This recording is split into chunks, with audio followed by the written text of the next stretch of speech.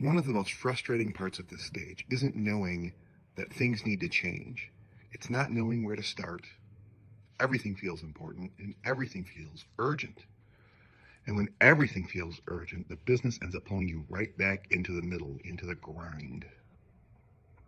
Welcome back to Driven for Success, the podcast for owners and executives of mid-sized fleets who want fewer headaches, less chaos, better drivers, and better systems. I'm Mike Ritzema, owner of Superior Trucking Payroll Service, where our mission is simple: to help trucking families.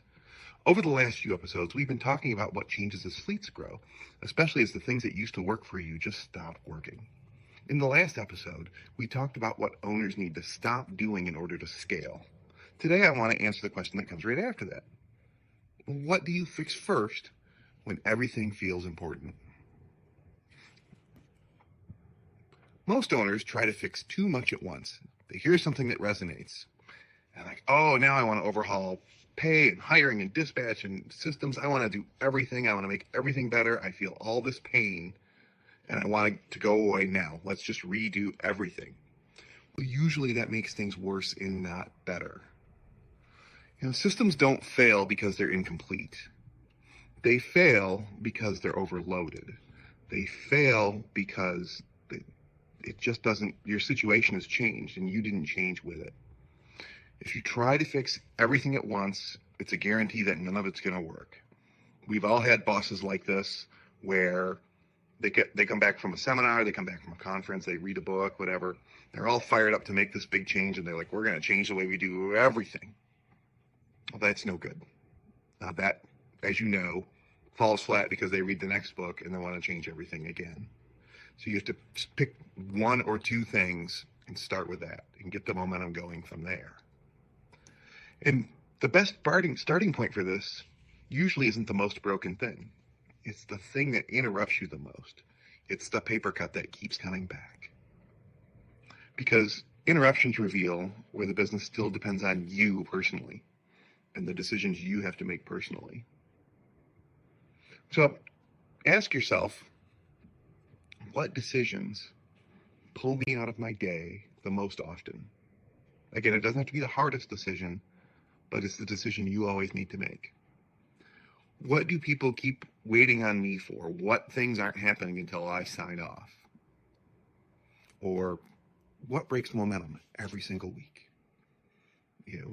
If I'm gone, everything stops until I get back to this. And all the momentum we had of getting all our things where they need to be just stops. One example that I like to use, and I've been using it in these podcasts, is detention approval. Because it's pretty easy to understand and everybody gets it.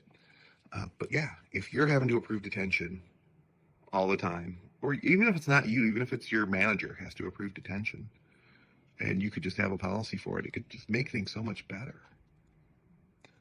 So why does this thing matter more? When you remove yourself from one decision that recurs, not only does the business get faster and your boots on the ground can make these decisions, because they really aren't even making the decision. It's the system that makes the decision. But so it gets faster, but it also gets clearer. Everybody's on the same page. Everybody knows what the rule's going to be, including the driver, again, in the detention pay example, that knows they're going to get the detention pay. And they don't have to fight with the dispatcher or fight with you as the owner or executive about it. They just know, hey, look, after this amount of time, I'm getting detention, and there's an exception for this customer. It's going to be a little more or a little less time before I get detention. Okay, we all know what we're doing. We're all playing by the same rules. Everything gets easier. Nobody has to guess. Things don't wait on your decision. The work doesn't stack up behind it because nobody can move forward with whatever they're doing because they got to find out if Bill gets detention on that load from last week Wednesday because we got to get payroll done. And things like that. All that stuff just gets easier and faster, and the momentum starts coming back, and you start making more progress. The efficiency you pick up is nice because you're going to go faster. But it's not about efficiency necessarily. It's about reducing decision friction. It's about reducing the number of times you have to decide something because it just wears you out.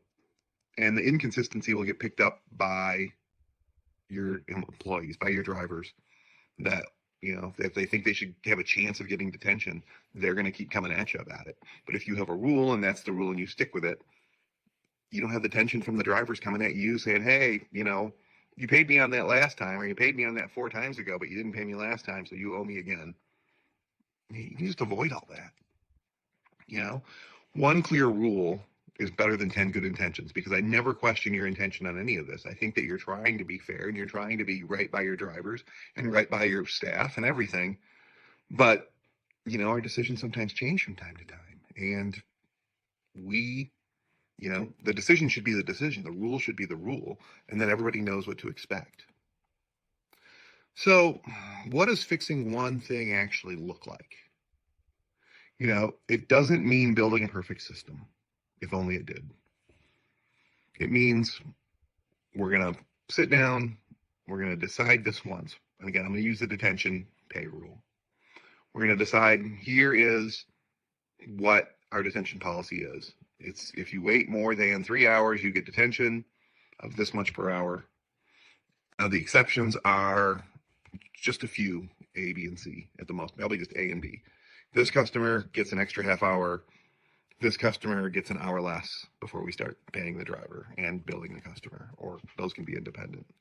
But so you make that decision and you write it down, and then you let people rely on it. And as they start to use it, you're still going to get some questions, and imperfect systems are okay. Imperfect systems like this, where they cover 80%, they still way better than nothing. And so we're just trying to be consistent. Consistency is the goal here, so everybody knows what has to happen. And you can revise the system. If there's a third exception, there's another customer who has something different, who they're supposed to be drop trailers, for example. And if they have to wait for the trailer to get loaded because it was supposed to be a drop trailer, maybe you get out from detention after an hour. I'm making up the example, but you get the idea. You can always go back and change it, and you can edit it. But even that, if you can get the rule and the first couple exceptions right, you're going to cut down the questions about detention by 80 or 90%. And again, I'm using detention as an example, but this would work for anything. This works for driver hiring. This works for any system that you've got. What do we do here? Most of the 80-20, right? Like 80-20 rule idea is that, 20% of your rules will cover 80% of what you're going to have to deal with. So get that 80% out of the way. Okay, now I want to give you permission to screw this up, because it's a little bit of a new world for you, and that's okay. You are going to make mistakes on this because you're a person and people make mistakes. So, what if people will be worried about it? What if we get that policy wrong? What if it needs tweaking? What if we could completely screw it up? Okay, well, first of all, you're probably not going to completely screw it up, especially if you pick a policy that's pretty easy to define. So start with that. But if it needs tweaking, you tweak it. It's the way business is right now for your trucking company is not the way it's going to be a year from now, 2 years from now, 3 years from now. Things are going to change. Customers are going to come and go.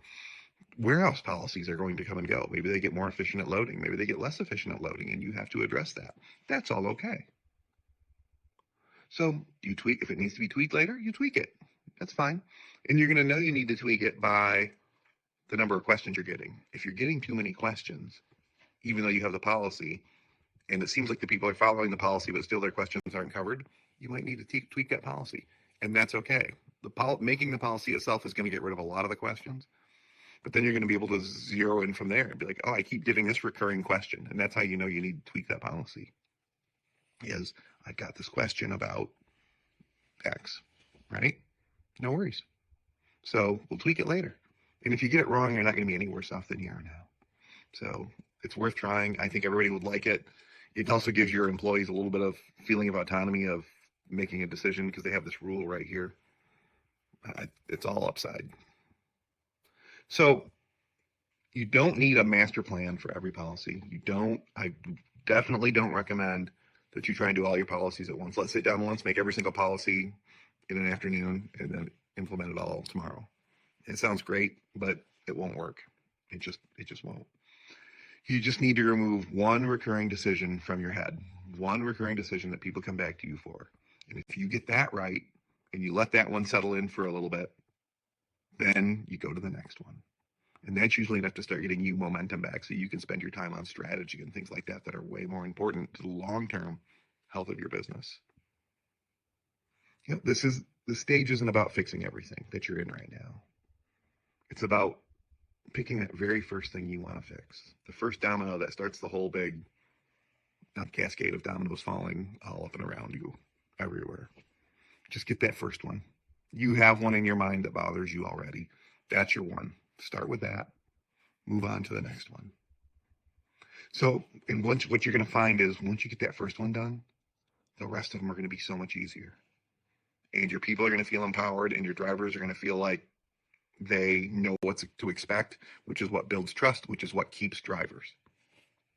So it's all winning for everybody. It's not just winning for you and the mental weight you don't have to carry of making these decisions.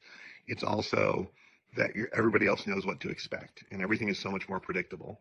And I know predictable doesn't sound exciting, but it's okay that that's boring. That's good. Things like systems like this should be boring. If you want excitement, watch a James Bond movie. And it's just, it's incredible. Let's see here.